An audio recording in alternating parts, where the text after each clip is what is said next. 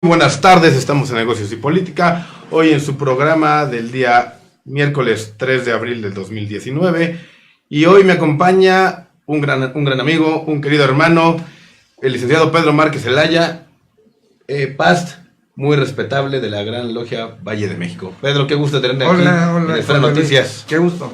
Pedro, pues hoy vamos a platicar, como te comenté, fuera del aire, del pensamiento liberal mexicano. Tú eres un hombre liberal, eres un hombre versado sobre estos temas. ¿Cómo ves hoy el México del 2019 de cara a la cuarta transformación, de cara a lo que estamos viviendo en los últimos meses del nuevo sexenio? Qué bien que traes estos temas, porque para los libres pensadores siempre es un reto asumir este compromiso que siempre hemos tenido a lo largo de la historia. Es decir, todos los movimientos sociales, económicos del mundo han estado sostenidos en la fuerza del pensamiento liberal. En México actualmente se requiere una participación constante, muy afirmativa, muy aguda, muy crítica, muy comprometida con las causas sociales y especialmente con la inspiración que nos dejaron los ilustres fundadores de este gran país. Tenemos toda una evolución histórica que hay que rescatar, pero además asumir los compromisos derivados de las nuevas circunstancias económicas, sociales, mundiales.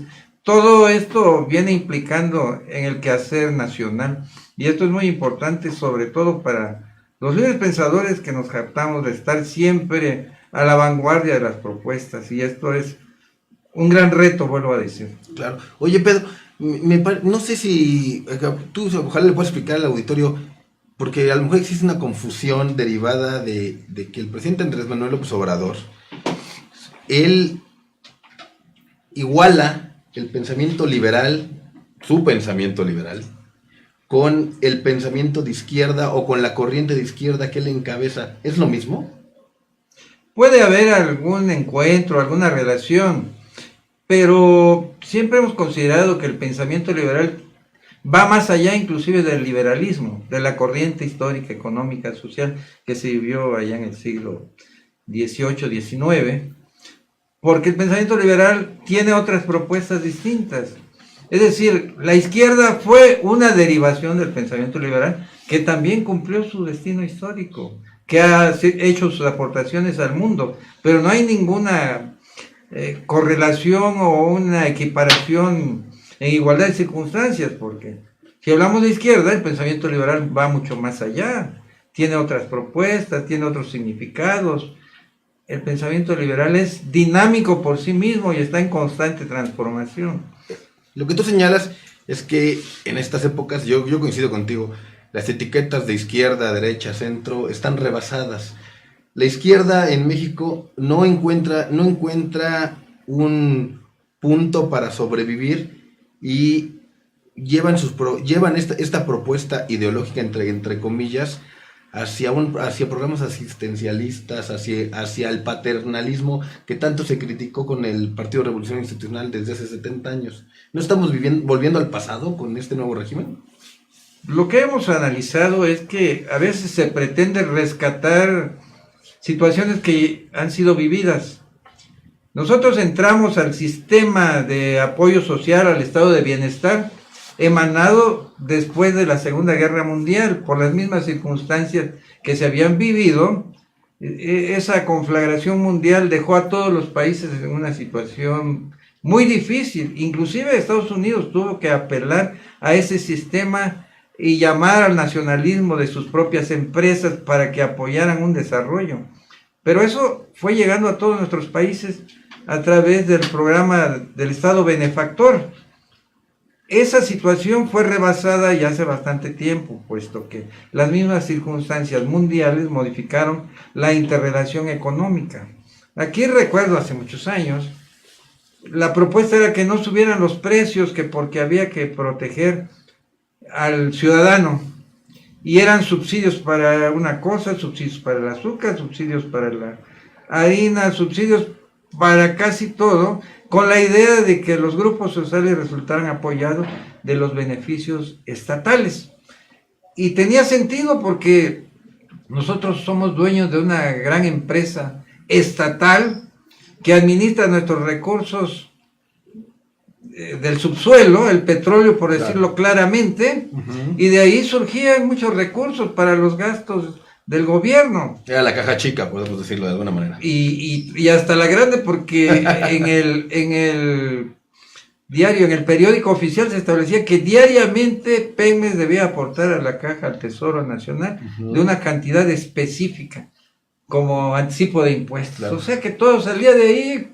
El presidente Cárdenas, que expropia en 1938 la industria petrolera, era un liberal. También, él ya veía desde esos momentos a Pemex como esa caja para mantener a todo el país, porque obviamente nosotros en este país vivimos una dicotomía, ya que por ahí, por una parte decimos que tenemos un país lleno de recursos, que probablemente a lo mejor ni siquiera aprovechamos bien, y por otra parte tenemos a Pemex, que es el gran aportador de los recursos para poder mantener el gasto corriente de México. ¿Hay alguna distorsión, o hubo una distorsión histórica desde ese momento, llevar a Pemex desde crearla como una empresa paraestatal y luego productiva del Estado el día de hoy, que hoy ya no da para poder avanzar y para poder mantener a todos los más de 100 millones de mexicanos que vivimos en nuestro país? Como 120, pues ya no alcanza mucho, pero considero que en la idea del general, que fue un liberal, el general Lázaro Cárdenas, se consideraba que la empresa daría para sostener a este gran país. En ese entonces pues no éramos tantos mexicanos, pero tampoco se había calculado que es un recurso que se va agotando poco a poco. Esa situación debió considerar que además del petróleo debieron impulsarse otros proyectos productivos para sostener este estado benefactor, este estado de bienestar, porque muchas de esas situaciones que se dieron estuvieron sostenidos en endeudamientos y omitieron los organizadores, los gobernantes, impulsar otro tipo de proyectos que le dieran un lanzamiento a este país. Cuando tenemos el encuentro histórico con el nuevo sistema económico mundial, pues nos agarra desprevenidos, ni para competir con los tratados de libre comercio, claro, ni para competir con una productividad fuerte, porque además vino otro impacto, el desarrollo tecnológico de todos los demás países. Entonces nos agarran desprevenidos y nosotros todavía que tratando de vivir en aquel estado de los 60, cuando el estado benefactor era lo mayor, lo que más se impulsaba, claro, y que los campesinos y que los obreros. Ese discurso fue olvidado a partir del nuevo desarrollo neoliberal. Claro. Hoy estamos viendo también que la Cuarta Transformación intenta revivir alguna especie de tema de los sindicatos reeditado, creando nuevas centrales obreras, centrales sindicales, para empezar a controlar los votos corporativos. Cosa que funcionó hace, como tú lo señalas, hace 30, 40 años. ¿Hoy funcionará ya el tema del sindicalismo en México de esa manera? Considero que funciona para la estructura misma, para el control de los grupos. El sindicalismo merece todos nuestros respetos en tanto que represente los verdaderos intereses de los trabajadores, porque ese es el fundamento principal. Pero crear más sindicatos en sí mismo no es un resultado real, cuando lo que se trataría en algún caso específico es que hubiera verdadera democracia sindical. Claro. Pero ahí tenemos a los líderes que se han eternizado en el poder y son intocados por los controles que heredamos de manera corporativa. Y ese es un problema. En cuanto a la referida Cuarta Transformación, todavía le falta una sustancia, algo verdaderamente significativo que pudiéramos considerar que realmente se trata de una transformación, y esto lo hemos dicho en varios foros. No se trata simplemente de discursos, sino de verdaderos proyectos ideológicos y programáticos para darle una sustancia a una verdadera transformación, como las revoluciones que se dieron en el mundo. Oye, para hacer un paréntesis rápidamente, tú encabezas una asociación civil que se llama Alianza por la República. Cuéntale a nuestro auditorio qué es lo que están haciendo para participar dentro de la vida pública, ahora que necesitamos gente pensante, gente con otras ideas, gente que quiere aportar al México de la Cuarta Transformación. Sí, estamos entrando al debate, sobre todo en temas muy definidos y muy específicos. Nosotros consideramos que toda la ciudadanía debe ser participativa y de ahí que Alianza por la República está defendiendo esos principios fundamentales de nuestro país. Es decir, hay unos principios establecidos en nuestra Constitución que hay que respetar. Los principios republicanos que vienen con la evolución histórica del país. En todo caso, nosotros debemos considerar el respeto a las garantías de legalidad, a las garantías que tienen todos los ciudadanos actualmente sus derechos humanos, pero además temas de gran importancia como es la educación, la economía. Hubo un foro hace algunos días que tuve oportunidad de acompañarlos en el tema de la educación. ¿A qué conclusiones llegaron en ese foro que hicieron hace 3 semanas, un mes más o menos? Que se tiene que considerar seriamente la canalización de los educandos para tener mejores ciudadanos al futuro, de los programas que se impulsen a través de la secretaría respectiva, es decir, proyectos que formen niños, jóvenes que sean verdaderos ciudadanos con creatividad hacia el futuro. Es decir, antes de que se les enseñe que tenemos que ser dependientes de una gran maquinaria estatal, se les debe impulsar el orgullo de ser mexicanos, de su ingenio innato que trae cada uno, de su capacidad transformativa. En otras palabras, educación en libertad para que sean mejores ciudadanos en su entorno, participativo, con compromiso social, pero además con capacidad para hacer que este país sea desarrollado y verdaderamente alcance niveles de satisfacción entre la ciudadanía. Oye, entonces, por lo que entiendo, ustedes consideran que el sistema educativo como está hoy y las propuestas que se hicieron en los últimos años, la reforma educativa que ya se está desmantelando el expresidente Enrique Peña Nieto, está rebasado. Y tal vez estas reformas y contrarreformas que ahora se están impulsando, ahora con sentados en la mesa con los de la Coordinadora Nacional de Trabajadores de la Educación, los del Sindicato Nacional de Trabajadores, hacia dónde, al final del día me parece que es una disputa política, una disputa por espacios, más que por mejorar la calidad educativa y crear a través de la educación una mejor sociedad. De acuerdo. Hay una gran cantidad de teorías respecto a la formación educativa. Los que impulsan el compromiso social, los que impulsan una educación que nos dé competencia en nuestras diversas actividades, pero esas teorías, que son muchas de los pensadores, pedagogos y estudiosos de la educación, como que se dejan a un lado y se están tratando de impulsar proyectos para ocupar espacios, para el control de las plazas, para que se forme cierto sector que controle una sección del sindicato. O sea, nada ha entrado en el aspecto fundamental de la educación. Y aquí señalo, el grupo actual, Morena, o los que están con el presidente, lanzaron 20 puntos sobre la educación, de los cuales solo como 2 o 3 son verdaderamente puntos, sobre todo el que se habla de los rescates, de revalorar al magisterio, que estaba siendo como eliminado sin mayor respeto para ellos, pero la verdadera sustancia de la educación está en los programas educativos o en lo que llaman la currícula o el currículo. Claro. ¿Qué les podemos enseñar a los menores para que realmente crezcan muy formados y tengan una capacidad productiva hacia el futuro? Ellos son nuestra esperanza. Claro, los pequeños. Los niños son los futuros de México. Oye, cambiando de tema rápidamente, a mí me da la impresión de que este gobierno pues, se llama por un lado liberal, lo dice diariamente en las conferencias mañaneras, y por el otro lado no sé si todavía entiendan muy bien el concepto del Estado laico. Aquí tenemos nuestro vaca al prócer Benito Juárez García. ¿Qué pasa con el gobierno actual con ese choque de ideas de que por un lado es liberal, pero por otro lado el Estado laico no lo respeta, y por el otro lado no, yo no estoy en contra que haya un acercamiento con el clero o con las diferentes iglesias evangélicas, sino que haya un respeto o haya una modificación constitucional. Yo lo dejo sobre la mesa, ¿no? ¿Tú qué opinas al respecto? ¿Sigue vigente el Estado laico o el Estado laico es algo que ya pasó de moda y a esta cuarta transformación no le gusta?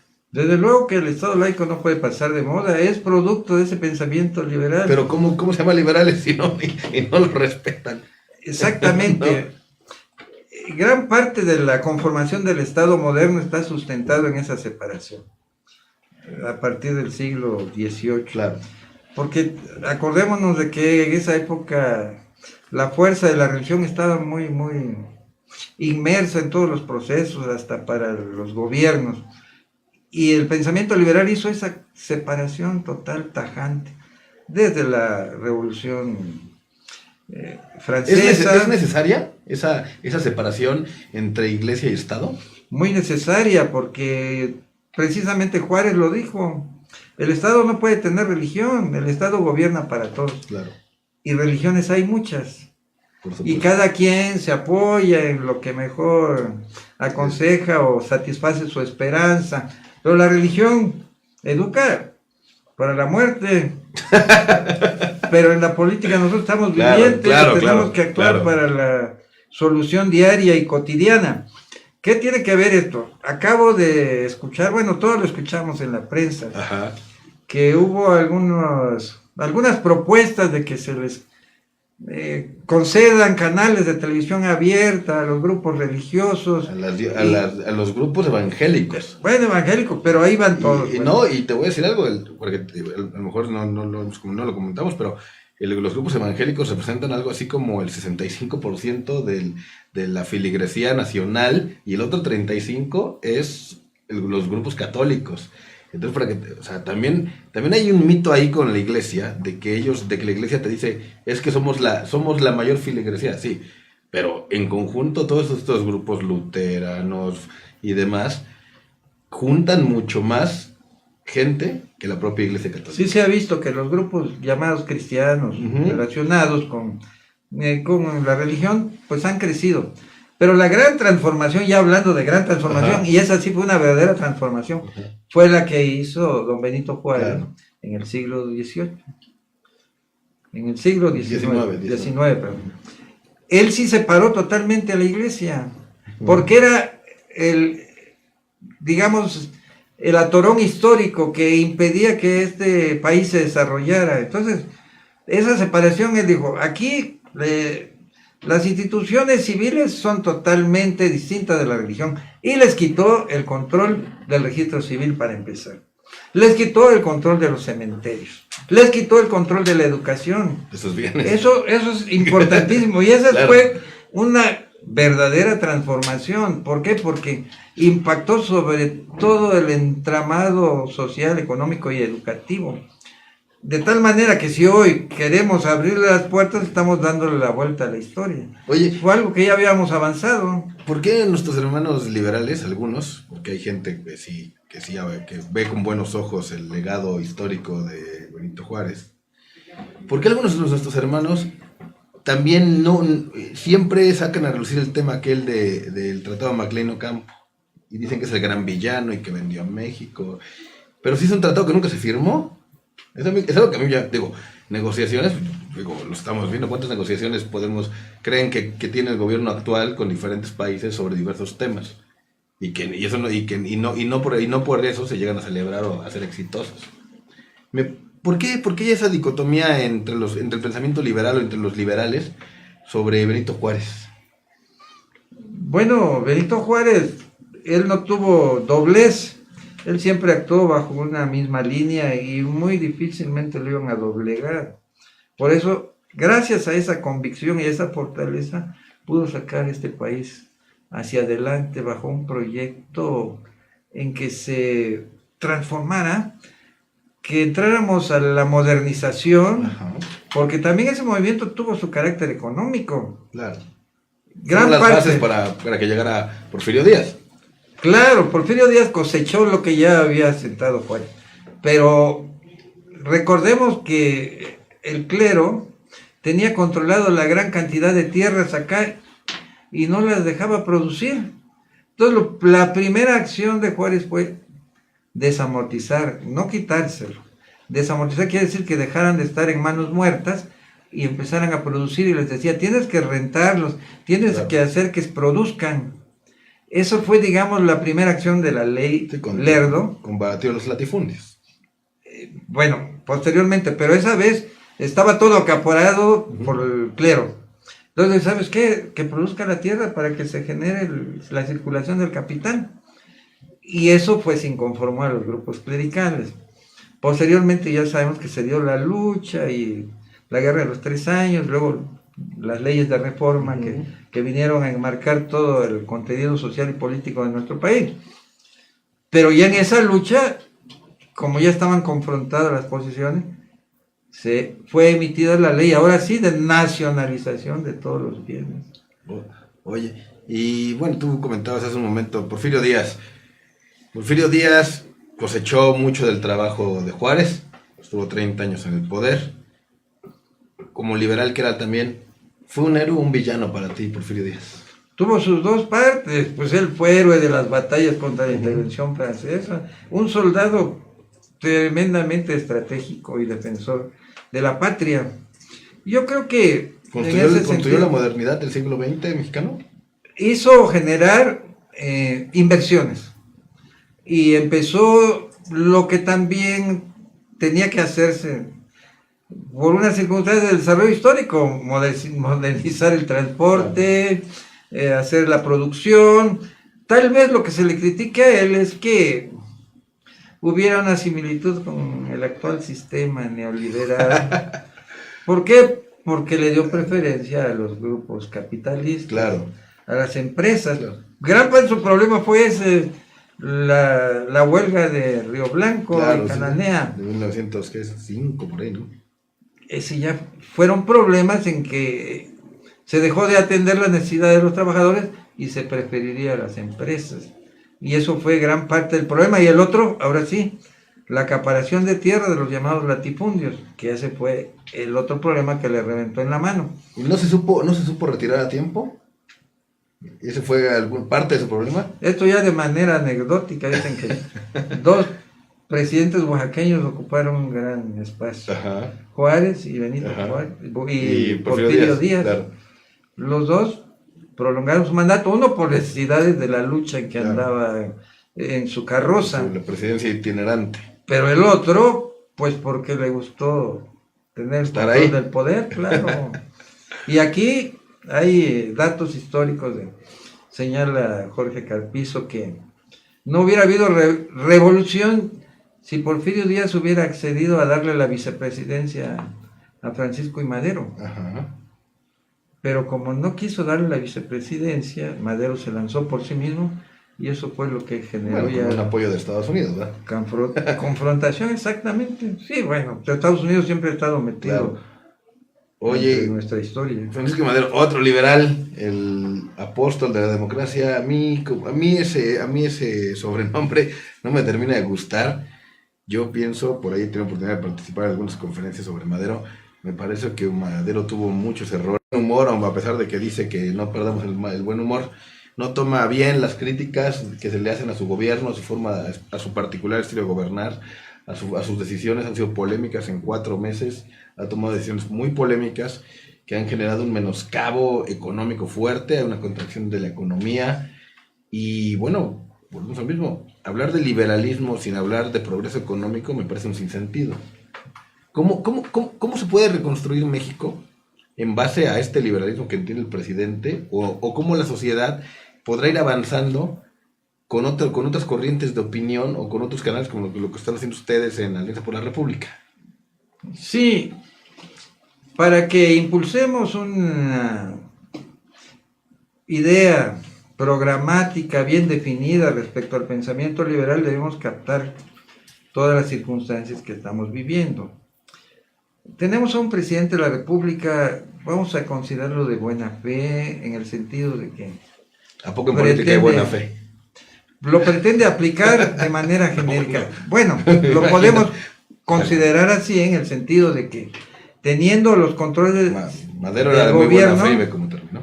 Pero teniendo los controles del gobierno, pudiera dentro de todas las propuestas sacar algo que beneficie a la sociedad. Eso es una parte. Ahora, ¿cómo el pensamiento liberal puede colaborar en darle un significado, un proyecto, un desarrollo? Tiene que tomarse en cuenta múltiples circunstancias, pero especialmente que ya no somos el país de 1917, claro, que nos ha rebasado inclusive el proyecto económico mundial, que estamos sujetos al impacto de los países que manejan los controles económicos, que estamos sujetos a las leyes del mercado. Pero además tenemos dos grandes revoluciones, la revolución de la informática y la revolución del conocimiento, porque actualmente con esos elementos se pueden ir construyendo nuevas formas e interrelaciones. Casi podemos decir que la informática es parte sustancial de lo que pueda suceder, porque si se acabara la información quedamos como mudos, como ajenos a cualquier aviso de lo que pudiera suceder, ni de los avances científicos ni tecnológicos, se apagaría todo. Pero ¿cómo nosotros podemos asumir ese compromiso tomando en cuenta esos desarrollos tecnológicos a través de la informática, pero a través de los desarrollos científicos? Porque hay ideas de que se pretende prolongar el espacio vital del hombre, de hacerlo vivir ya no 70, sino más de 100 años de manera productiva, por decir algo. Eso es parte de lo que se debe estudiar. No pagar jubilación. No pagar jubilación, pero además, si lo mantienes en buena salud, puedes todavía generar proyectos y puede generar aportaciones para su sociedad. Ese es un aspecto. Ahora bien, ¿cómo entendemos la geopolítica y la geoeconomía? Porque desafortunadamente nosotros formamos un bloque de América del Norte. Claro. Pero también del otro lado del Atlántico, del Pacífico, está Asia y están los países desenvolviéndose y está en crecimiento una nueva potencia mundial. ¿Cómo nosotros tenemos que impulsar un proyecto que englobe esas propuestas económicas, la correlación política, la libertad del individuo para las definiciones en la sociedad e inclusive entrar a los proyectos democráticos para hacer más transparente las posibilidades de la manifestación de todos los ciudadanos? Alianza de la República es un espacio plural en donde se pretende escuchar la participación de toda la ciudadanía, porque no podemos generalizar. No sabemos qué sucede en un rincón de Tabasco, por decirlo, o de Oaxaca, donde las circunstancias son distintas de la colonia Condesa de la Ciudad de México. O sea que son necesidades distintas que deben ser englobadas en un gran proyecto global para que pueda el pensamiento liberal realmente hacer un impacto. Decíamos la educación. Si nosotros formamos verdaderos ciudadanos con capacidad productiva, no vamos a esperar mucho. Una generación son aproximadamente 20 o 25 años, y ya tendremos el efecto de una nueva formación ciudadana. La educación, lo platicamos hoy el sistema educativo no forma líderes, me parece a mí. Hay que buscar otros espacios para formar los líderes. Por ahí vemos en Venezuela que hoy encabeza un movimiento importante, Juan Guaidó, nuestro querido hermano, que bueno, obviamente él construyó este movimiento en relación a la inconformidad y a la hiperinflación que viven allá, la carencia que viven de alimentos, servicios y muchas cosas más, y vejaciones propias de un dictador como Nicolás Maduro. Es un ejemplo claro de un liberalismo que está dándole salida a una necesidad social. En México, ¿qué está pasando? Porque, vemos esfuerzos como el de ustedes, que son esfuerzos que van mucho más de la mano de la academia, mucho más de la propuesta. Pero también por el otro lado, yo también he visto que obviamente muchos liberales que conocemos, pues hacen ese liberalismo dentro de las logias, pero a mí me parece que dar ese liberalismo dentro de las logias no aportas nada a la sociedad. Yo pienso que el pensamiento liberal es de acción y dinámico, como tú lo señalas, no no de que estemos encerrados arreglando el mundo y salgamos a la calle y no movamos un dedo. Sí, en efecto, hay muchas circunstancias que se tienen que cambiar. Desafortunadamente, la hermana República de Venezuela está sufriendo las circunstancias de un gobierno que erróneamente ha incumplido con algunos compromisos, o las presiones que se llaman internacionales también lo han encauzado a tener problemas. Pero siempre hemos considerado que mucha de la solución de Venezuela se debe a esto mismo que estamos hablando. Si nosotros, en lugar de ser manipulados o controlados por un gobierno vía subsidios o vía regalos o lo que sea, hacemos nuestro verdadero análisis y entendemos cuál es la verdadera salida, difícilmente caeríamos en esas necesidades que tiene un país, como se está viendo en este momento, porque ese es parte del trabajo que debe hacer la sociedad organizada. Si nosotros reclutamos, compilamos información suficiente sobre los diversos tópicos, llámese lo económico, que es uno de los temas, pero también lo social y lo cultural, que son un engranaje que nos van formando. Claro. Si eso lo hubiéramos aprendido nosotros cuando fuimos educados, que nuestro compromiso era con la sociedad y que debíamos limpiar nuestra calle, por decir algo, las calles estuvieran limpias. Claro. Pero nadie se preocupó de eso. Entonces, si hubiéramos recibido la educación que la economía es responsabilidad de todos los ciudadanos, pues a lo mejor todos tuviéramos una pequeña empresa o tuviéramos una forma de defendernos contra estas limitaciones. Eso es parte de un trabajo que nosotros todavía estamos a tiempo. Y yo creo que los venezolanos lo pueden corregir, porque la máxima fuerza de un pueblo, de una sociedad, es su soberanía. Claro. Si ellos deciden ejercer su soberanía, quitan al que esté y ponen a la persona idónea que dirija el país. Así es. Pues, a Juan Guaidó en Venezuela, pues es público que se le ha fondeado el movimiento. Le mandaron, el gobierno norteamericano, por ahí el Congreso les mandó $20 millones a principios de enero. Entiendo que les han estado mandando dinero para fondear un movimiento de este tipo, que los movimientos sociales no son gratuitos. El que piense que va a mover una estructura, que va a mover una asamblea, que va a mover de boca en boca algo, está equivocado. Desgraciadamente todo este tipo de cosas pues requieren dinero y requieren apoyos externos, ¿no? Aquí lo que llama la atención, obviamente, es que parece que los liberales hoy en México estamos dispersos, o no queremos participar, o estamos mejor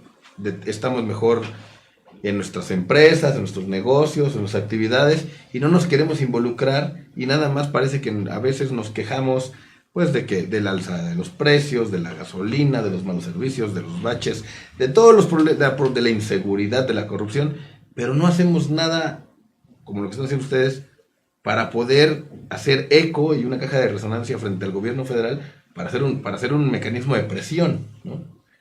¿Qué pasa hoy con los liberales en México? Coincido mucho en el sentido de que todas esas corrientes nos encontramos dispersas, pero no ajenas, es decir, en el fondo hay coincidencias. Y puede haber un gran llamado para que hagamos nuestro esfuerzo y respaldemos una línea programática para que el pensamiento liberal se manifieste. Es decir, si nosotros tenemos sustancia para enviar un proyecto, un programa de trabajo, así como lo hicieron los revolucionarios, el plan de Ayala, y ahí traía 2 o 3 lineamientos de lo que queremos para este país. Claro. Entonces, nosotros podemos reencontrarnos, porque a pesar de que los liberales, los grupos liberales, que son muchos además, y qué bueno, andamos dispersos, unos buscando por esta línea incidir, otros tan solo en programas pequeños, otros nada más en el análisis. Si hacemos un llamado al gran encuentro nacional, seguramente vamos a tener un resultado específico. Vuelvo a insistir, debe haber una sustancia que le dé sustento a la línea programática que debemos lanzar. En otras palabras, analizar con crítica aguda cuáles son los fundamentos que pueden impulsar un desarrollo real de este país, más allá de las manipulaciones, más allá de los apoyos que puedan querer rescatar el Estado benefactor, ese Estado asistencial. Ese no es la gran ayuda, eso lo sabemos. Cuando hay crisis, entra el Estado asistencial. Oye, ¿por qué si el pensamiento liberal emana de por ahí del siglo XVIII bajo los principios libertarios de libertad, igualdad y fraternidad, hoy les da tanto miedo a los liberales salir y dar la cara frente a los gobiernos y plantarse? ¿O ya no hay liberales como los que había hace 150 años? ¿O cuál es la situación que pasa el día de hoy? ¿Qué ha cambiado? Porque entiendo que los principios son los mismos. Participamos sobre los mismos lineamientos desde hace 300 años. Pero hoy seguimos evocando a las grandes figuras de hace 150 años. ¿Y qué no hay liberales de avanzada en el México de hoy? Sí existen los liberales.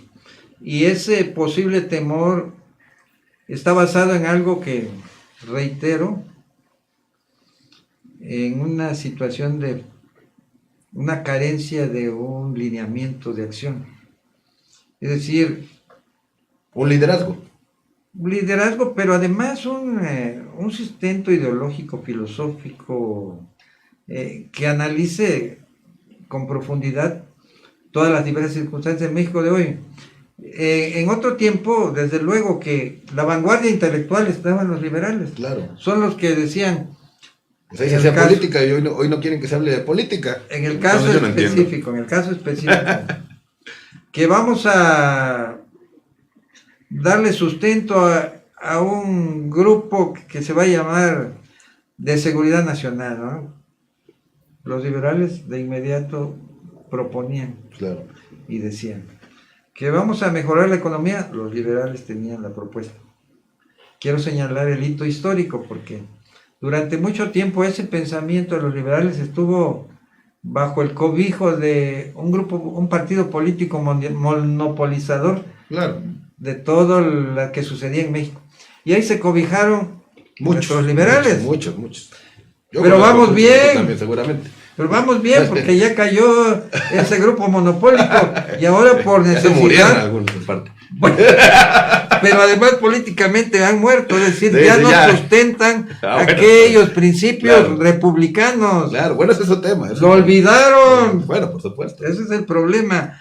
Pero vamos bien. Uh-huh. Esto quiere decir que los liberales ya estamos en toda la libertad de hacer las propuestas. Claro. Sin estar sujetos al control que había en ese momento de un partido. Uh-huh. Y ahora, aunque dispersos, nos vamos a juntar. Ajá. Y va a haber buenas noticias para México a partir del pensamiento liberal. Claro.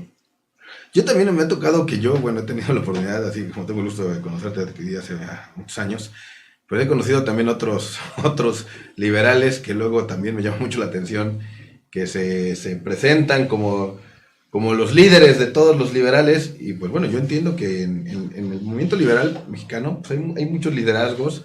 Hay mucha gente valiosa, hay gente que participa mucho más de cerca, hay gente que es mucho más alejada de los temas públicos, políticos. Yo pienso que México para poder evolucionar hacia el cambio que estamos buscando, o cuando menos acompañar en lo que dure la gestión del presidente de la República, el sexenio, los 5 años que le quedan, pues tendremos que estar también ordenados y tener una agenda común. Aquí, platícame, de los grupos liberales, ¿quién ha logrado sentarse hoy, por ejemplo, con el presidente de la República, a exponerle nuestros intereses? Todavía no tenemos noticia de eso porque yo considero que el actual gobierno pues está en sus propuestas muy propias, las que considera adecuadas. Claro.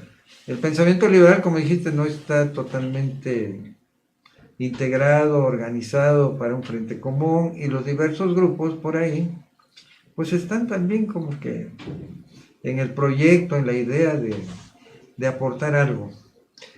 Hay liberales, compañeros nuestros del Libre Pensamiento, que están insertados inclusive en diversos sectores del gobierno, y qué bueno, porque a través de ellos nosotros podemos inclusive canalizar algunas propuestas.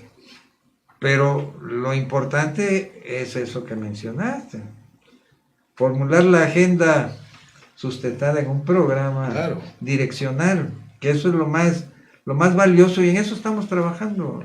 Esa es la idea fundamental de nuestra agrupación, porque rescatando los principios republicanos estamos dándole sustento a este país. Si hay que cambiar algunos criterios, igualmente los vamos a proponer.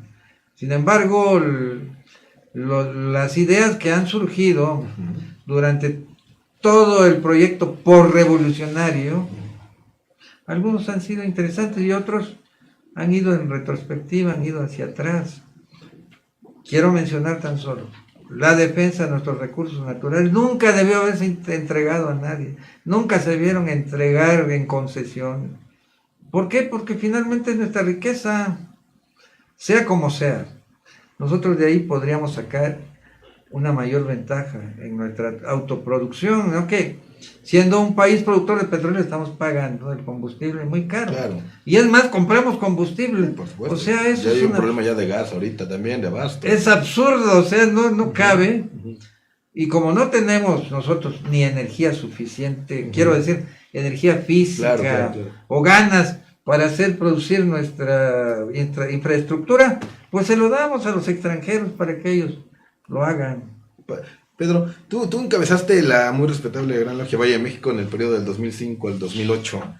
Hoy ¿dónde está la Gran Logia Valle de México en la participación pública y hacia dónde se pudieran definir para los siguientes años para participar en la vida pública? Yo entiendo también que muchos de nuestros queridos hermanos no son muy afectos a la cercanía con los temas públicos, pero como lo hemos platicado aquí ya casi una hora, pues también es necesario que el liberalismo y la masonería se inserten dentro de una manera dinámica en la vida de nuestro país, como lo hicieron los grandes próceres que señalamos hace un rato, ¿no?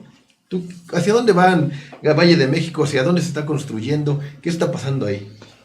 Pues Valle de México es una institución masónica que forma parte de una integración mundial, es decir, la masonería es una fuerza de pensamiento que se extiende por todo el mundo. Y hemos comprobado esto porque en los encuentros internacionales surgen ideas encaminadas a la defensa del ser humano, hacia el humanismo especialmente. Y la masonería ha sido un crisol en donde se han forjado muchos liderazgos que han destacado en la vida pública y política, de acuerdo a las diversas circunstancias. Decía hace un momento que muchos de esos elementos nuestros trabajaban a través de aquel partido monopolizador. Claro. Y ahora ya están saliendo en los diversos rubros. Ajá. Esa es una forma en que nuestra asociación está fortaleciendo en su interior a gente que tenga capacidad de salir a trabajar al mundo externo. Claro. Porque la nuestra es una escuela de filosofía en que hace el análisis interior del ser humano y le enseña a cómo sacar el mayor provecho de sus propias capacidades, sobre todo impulsando por el libre pensamiento. Eso es parte importante. Dime algo, Pedro, coincidirás conmigo, la masonería ha dejado de participar, a lo mejor tal vez en los últimos 30 años, activamente en la vida pública. Eso afectó, digo sin sonar ser petulantes, eso afectó el rumbo de México para que siguiera avanzando en el gran concierto internacional como lo han hecho otros países. De acuerdo, la masonería como escuela de pensamiento tiene un compromiso de participar. Sin embargo, en defensa del laicismo, recuerdo que participamos, fuimos capaces de pedir un juicio político contra el gobernador de Jalisco y ahí nos apersonamos. El que les habla... Con Etilio. Exactamente. Y fuimos a pedirle que sancionaran al gobernador. Claro. En un juicio político por haberle dado un dinero a los grupos religiosos. Y esa es una parte importante que analizábamos. El laicismo debe ser válido. Pero ¿por qué no? Yo no he escuchado ningún pronunciamiento hoy de Valle de México que digan algo acerca de la petición que hicieron estas iglesias evangélicas para tener participación en los medios electrónicos, radio y televisión abierta. ¿No sería bueno que también que se apersonaran y dijeran algo? O sea, una manifestación. Bueno, eso pudiera ser, pero igual lo hacemos los masones. Y yo, el que les habla, Uh-huh. también he tenido participaciones en el ámbito del laicismo y hemos manifestado nuestra idea de contrarrestar esos criterios. Ya tenemos apalabrado la posibilidad de hacer un foro en defensa del laicismo, Claro. que Muy necesario. pronto a través de este medio, si nos Encantado. facilitan, vamos a enunciar algunos de nuestros liberales que están ahí en el gobierno, ya nos facilitan el espacio. Ah, perfecto. Estoy buscando nada Bienvenidos. más que nos acompañen pues, libres pensadores para establecer la necesidad de que se mantenga la restricción a esos grupos que quieren incursionar en este momento. Que la religión no es política. Claro, bueno, que vayan a defender las almas, pero que nos dejen a los nosotros, pastores, los ciudadanos de pie, las ovejas. de a pie, para que participemos en la organización social. Pero es que, por ejemplo, vemos el semanario desde la fe de la Arquidiócesis Primada de México, pues que es un panfleto político semanalmente. Entonces, pues yo, salvo su mejor opinión y como gente vinculada a los medios de hace muchos años, pues también considero que, tú lo sabes, en la política los espacios vacíos se llenan, y si la masonería y el pensamiento liberal no está ahí presente día con día manifestándose, pues difícilmente el presidente de la República o su gabinete o su séquito pues va a tomar alguna propuesta que se le haga debidamente, ¿no? Porque a lo mejor no sabe que existen, porque Exactamente. no se han presentado, no han dicho esto. Y en ese sentido me permito decir que en varios foros solicité la creación de un Instituto Nacional de Laicismo. Sí, por ¿Con supuesto. qué? Con la finalidad de vigilar el respeto a las instituciones laicas, así como hay instituto para las mujeres, Claro. instituto de la comunicación, pues un instituto de laicismo, porque es parte de nuestras No, pues es la Constitución, instituciones, claro. la Constitución, no estás pidiendo nada fuera de Eso la ya Constitución. está propuesto en la Cámara de Diputados en 2 o 3 ocasiones. Pues hay que repetir, Lo reiteraremos. hay que buscar los canales adecuados en el Congreso de la Unión, pues para revivir esa propuesta, Pedro. Y bueno, pues ya estamos a punto de irnos, Pedro. Cuéntanos qué viene para Alianza por la República, qué eventos tienes, dónde los encontramos. Cuéntanos. Bueno, aprovechando ya que estamos aquí en este foro, en este espacio de comunicación, el próximo 30 de abril vamos a tener un foro sobre seguridad pública y procuración de justicia. Esto va a ser en una universidad que está ahí en la colonia Roma, Okay. donde celebramos la vez pasada. Perfecto. En su momento diremos a conocer el programa. Excelente. Y es un tema también de gran interés porque a todos los ciudadanos nos preocupa la seguridad de todos nosotros y que se apliquen y se castiguen los delitos que se generen, ¿no? Por eso vamos a llamar a gente experta en el tema y que nos orienten. Todo esto se compila y esto lo haremos llegar a las instancias correspondientes. Va a ser el 30 de abril a las 5 de la tarde en la universidad que está aquí en En la colonia Roma, ya les mandaremos la invitación, ya Claro. haremos aquí, lo estaremos informando en nuestros diferentes espacios, el evento de Alianza por la República de Seguridad Nacional. Una última conclusión, Pedro, antes de irnos. Y el segundo va a ser el encuentro del laicismo que vamos perfecto, a tener también lo estaremos ahí informando. en el auditorio de la Asamblea Legislativa, ahí en el excelente. Nero Zócalo. Excelente, en Donceles, ahí también. Sí, pero tienen su auditorio ahí frente al Zócalo. Ah, ok, perfecto. En el Benito Ah, Juárez. sí, perfecto también. Y claro, invitar a los ciudadanos a que se integren a nuestro grupo, Alianza por la República, en el cual se Tienen su respetan página de Face. todas las opiniones, claro, Claro. en el Facebook está Ahorita se las subimos Alianza también por la ahí. República, Excelente, claro, y tenemos también nuestra página, alianzaporlarepublica.org. excelente. Pues ahí síganla. Yo te vamos a subir los links a nuestra transmisión para que los vean. Pero bueno, Pedro, pues ha sido un gusto platicar aquí contigo el día de hoy. Seguiremos Como siempre, participando. mi Muchas hermano, gracias qué por gusto. el espacio. No, pues aquí estamos. Yo soy José Luis Benavides. Esto fue Negocios y Política del miércoles 3 de abril del 2019. Y nos estamos viendo la próxima semana. Y adiós.